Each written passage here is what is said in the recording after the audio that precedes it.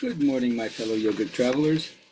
I'm mighty glad to be alive today, and I hope that you are too, as we continue to live, laugh, love, learn, linger, and live the life we love. All right, early morning, but still, let's start with our friends who need the disappointing affirmations because toxic positivity is just not their cup of tea.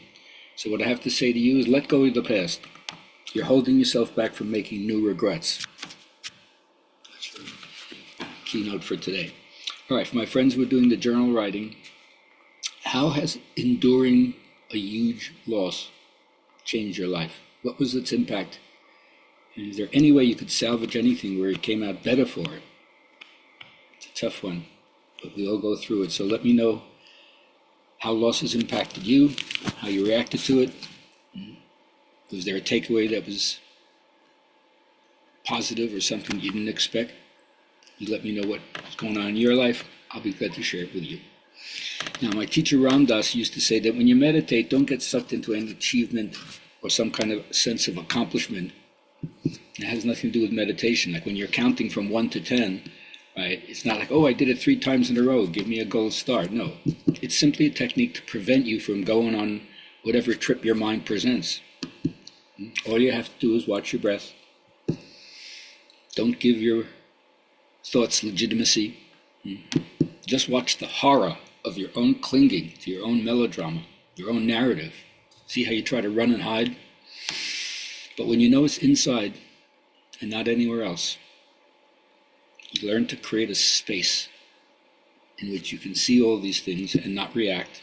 And that's the only way you can have a chance to hear yourself in a deeper way.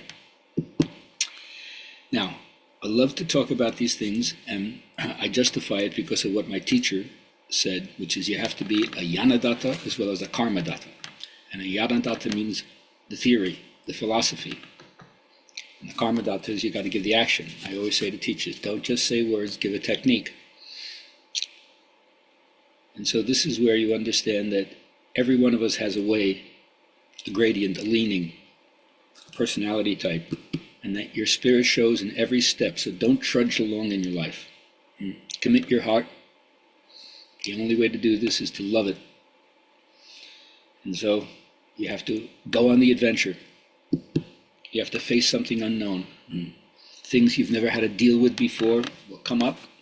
And you got to ask yourself the ultimate archetypal question. How good can my future be if I sacrifice something now?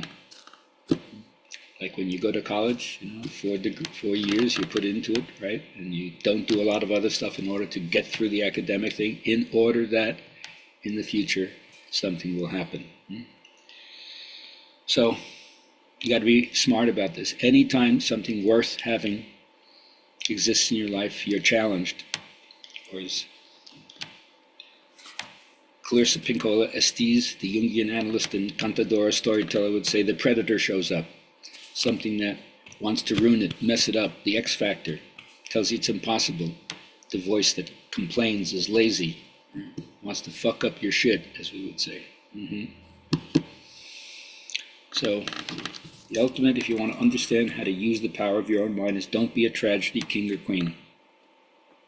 When things go wrong, there's a strong temptation to cast yourself in the victim role, the injured one, walk around embittered. And it's so hard to get things straight in that mindset. It's hard to demonstrate as long as you have that kind of attitude. So self-pity may seem to be a responsibility or an escape from responsibility that leaves you at the mercy of outer conditions. But once you understand that the spirit in you is stronger than anything you have to meet. So my suggestion is identify what's important to you, follow your bliss, as Joseph Campbell say, and follow that path, which is the least resistance. It's the easiest thing to do, and it benefits you the most. And so, as I leave you today, I hope you embody the truth and not just understand it, which is things go better for you when you appreciate rather than criticize. So go on an avalanche, a rampage of appreciation. See what that does in your life.